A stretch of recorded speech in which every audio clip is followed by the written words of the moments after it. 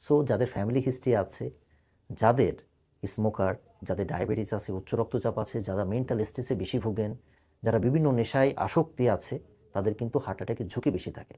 Heart attack হলে primary যে সিমটমটা হয়, বুকের মাঝখানে চেপে আসে, মনে হচ্ছে একদম আমি এখন কলাপস করে যাবো, সাথে ঘামতে থাকবে এবং রোগের অবস্থা ক্রমাগতভাবে খারাপ হতে থাকে।